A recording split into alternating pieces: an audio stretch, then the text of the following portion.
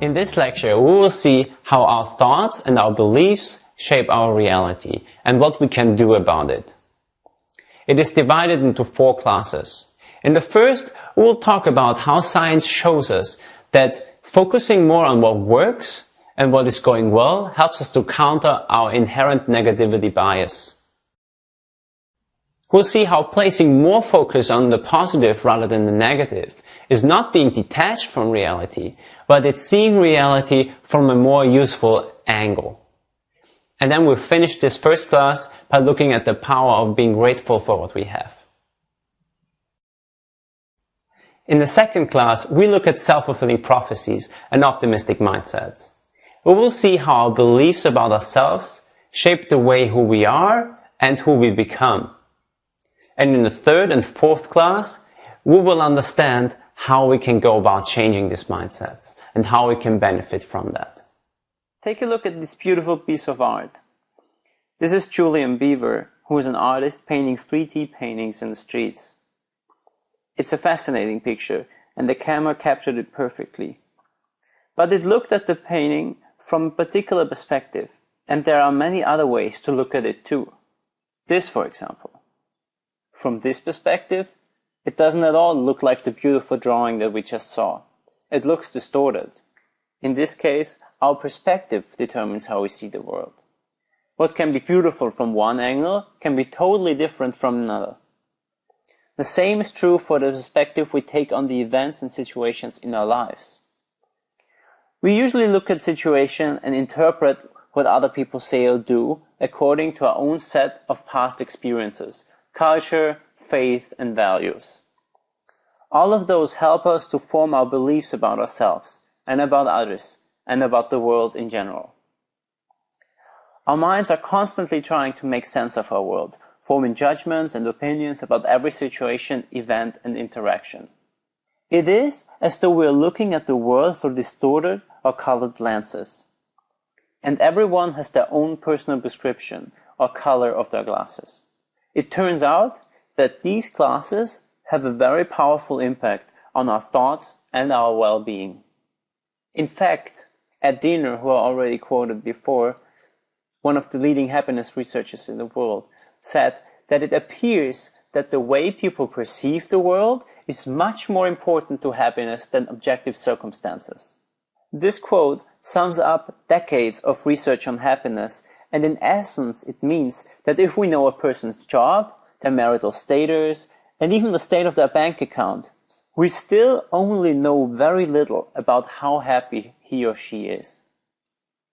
What we need to know is if a person is a benefit finder or a fault finder. That means if a person focuses more on the positive or on the negative.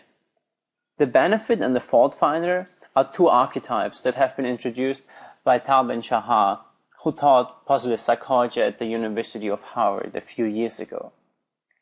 And these 2 archetypes capture in many ways how we can create our reality, how our perspective creates our reality. Let's take a look at the first one, the fault finder. A fault finder always focuses on things that don't work, on problems and things that are not going well. Thoreau says that the fault finder will find faults even in paradise. The problem here is that we tend to take our perceptions of the world for the reality. And fault finders really believe that the unfavorable reality is out there, independent of what we think or feel. For a fault finder, no matter what they do, they always end up with a careless partner or a miserable job. No matter where they look, things always seem to go wrong for them. The typical example is looking at the glass as half empty. But there is also a way of looking at the glass as half full. And this is what the benefit finder does. The benefit finder focuses on the positive, focuses on what works. A benefit finder sees the things that are going well, and he sees the strengths of others rather than their weaknesses and their faults. A great example is Nelson Mandela. He spent 27 years captured by an oppressive regime. And when he was asked, after he came out of prison, how he was able to come out of prison with such an open, loving heart, his response was that, well, he said, "It has been a great tragedy to spend the best years of my life in prison. But only because I was in prison for 27 years, I was able to transform myself and my thinking. Because prison gave me the time to sit down and think, and that's something that you usually do not have in our normal life." So even after 27 years in prison, he was able to look at the positive side of his being captured.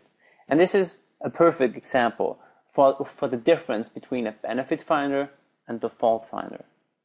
In the resources, I added a link to a video about the oldest Holocaust survivor who is still alive. And this old lady exemplifies in a remarkable way what it means to be a benefit finder. I very strongly encourage you to take a look. It's really breathtaking.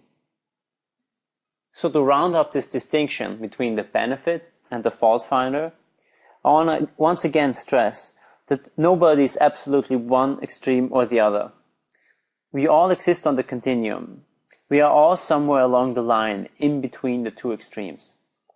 So what I advocate now is to move from fault finding more towards benefit finding, because it has a lot of benefits, and we'll see more about that soon.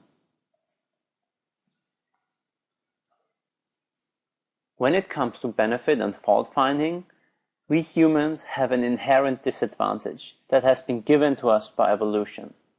It is called the negativity bias. What this means is that we unconsciously seek out negative information and are also more affected by this negative information. We react more strongly to negative life events, negative feedback. We react more strongly to losing something than to gaining something. And this had evolutionary use for us. We had to be more alert to its dangers, because one mistake could mean our death. Today we still have this negativity bias. It's ingrained in us by evolution. The problem is that it has become maladaptive in today's world. Our life is hardly ever threatened anymore, but still we are often rewarded for noticing the problems that need solving and the stresses that need to be managed. Sometimes this can indeed be very useful, but the problem is that we get stuck in this pattern. We build habits of focusing on the negative. We build habits of focusing on faults rather than benefits. And there's also neurological evidence for that. One area of the brain used for the negativity bias is the amygdala. It is these two almond-shaped areas of the brain, and this is a specific area that uses about 2/3 of its neurons searching for negative experiences, for negative information in our environment. And even more important, the amygdala is the most important brain area when it comes to negative emotions. And it's a really powerful brain area, and it impacts lots of what we do and lots of what we remember. One example for the negativity bias in our amygdala is that negative events and experiences get stored in memory almost immediately. On the other side, positive experiences have to be held in awareness for more than 12 seconds in order to transfer from short-term to long-term memory. With all the information we just heard about benefit and fault finding and negativity bias, the question becomes that is benefit finding about being detached from reality? Is it about wishful thinking and dreaming? And the answer is no, that it's actually the fault finder who is detached, because the fault finder misses out on most of the good things, and most on the things around him that are working well. Stavros and Thoghts phrase it like this: we see what we look for, and we miss much of what we're not looking for, even though it is there. Our experience of the world is heavily influenced by where we place our attention. And even more, being a constant fault finder comes with great costs. Fault finders are less creative, are more prone to depression, and have higher stress levels. Maybe even more importantly, they are considerably less happy than their benefit-finding peers. The issue also is that some of us have to become fault finders due to our jobs. Lawyers and tax auditors, for example, are trained throughout their lives to look for errors and flaws in others' arguments. That's invaluable for them to do a good job, but it comes with very high costs.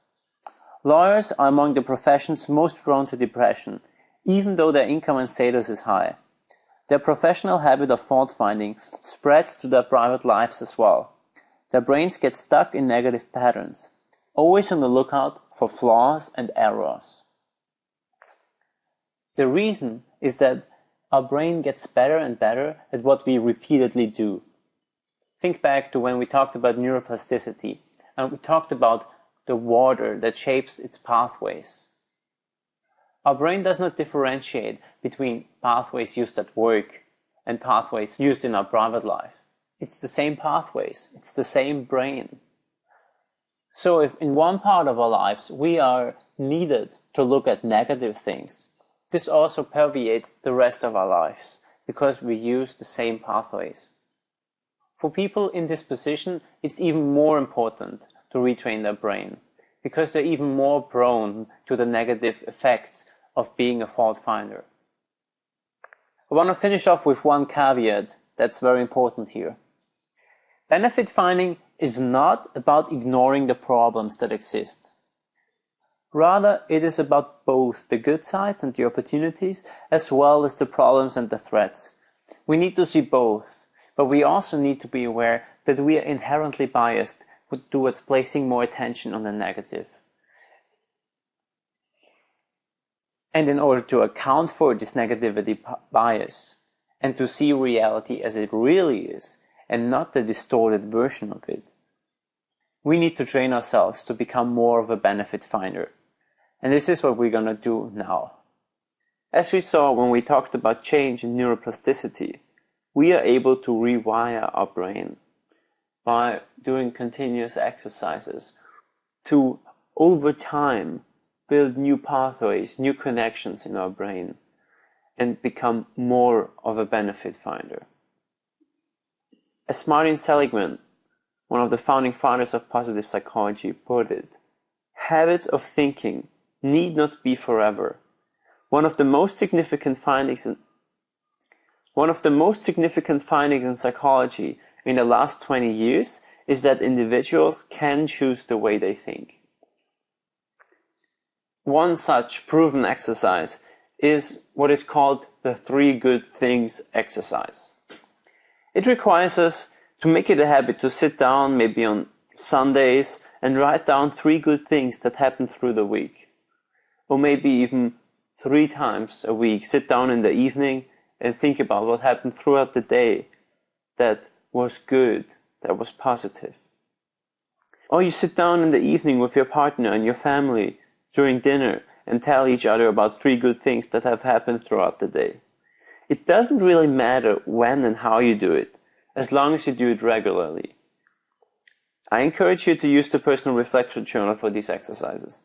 But as always, if we want to create lasting change, we have to take consistent action. Make it a habit. Another way to become more of a benefit finder and more happy in general is to bring more gratitude to our lives. Remember when we talked about the myths of happiness? We also talked about the hedonic treadmill.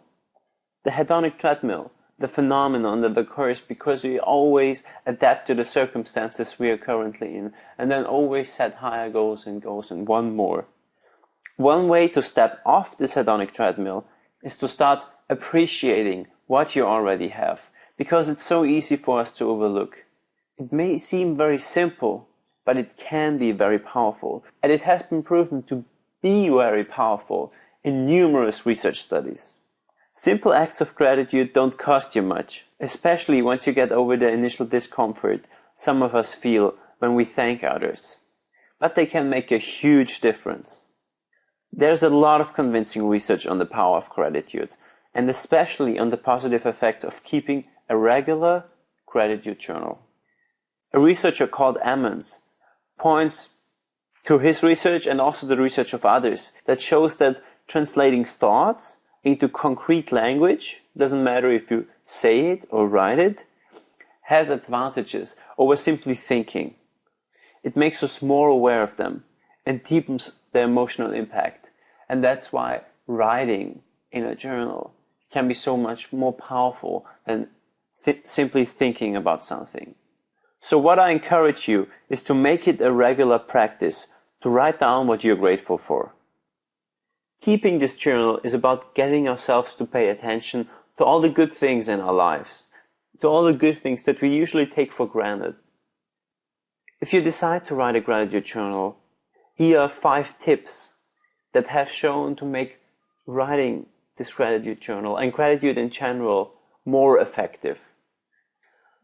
The first one is to go for detail. It's better to look at 1, 2, or 3 things in particular and elaborate on them in detail than writing a superficial list of many things. The second tip is get personal.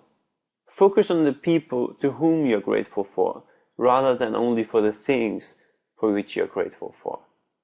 Another very effective way to stimulate gratitude is to reflect on your life and how it would be different without certain things, without certain blessings. For example, what if I didn't have my loving wife or husband? Or what if I didn't have this comfortable bed? The fourth one is to try and record events that were unexpected and surprising, because these elicit stronger feelings of gratitude. And the fifth one, I already mentioned before, is don't overdo it. Writing occasionally has been shown to be beneficial, but writing every day makes us adapt to gratitude. So we are also able to adapt to gratitude. So that's why we don't want to overdo it. Do it once a week, maybe twice a week, and see how it fits into your life and how you like it. Of course, there is no right way to do it. And you don't need to buy a fancy personal journal to record your entries, or worry about spelling or grammar. The important thing is to establish the habit of paying attention to gratitude-inspiring events. Another thing that you can try is to share your gratitude. This can be very powerful. When you're thankful for something that another person did for you, share your gratitude with them. Let them know what they did for you and that you're grateful for it, and maybe even why you appreciate it. You can write them an email or simply call them, or even do it in person. By sharing your gratitude, it's not only you who benefit from it, but also the people you're grateful for. It is a powerful way to also affect the people around you in a positive way. Let me round up this lecture. The essence of what we talked here is that our thoughts create our world. Where we place our attention on matters. We have the choice to place our attention on what is good or what is bad. And this, in turn, creates our reality. And we can break out of this. There are exercises that help us cultivate being more of a benefit finder, help us cultivate to look more on the bright side and not neglect it.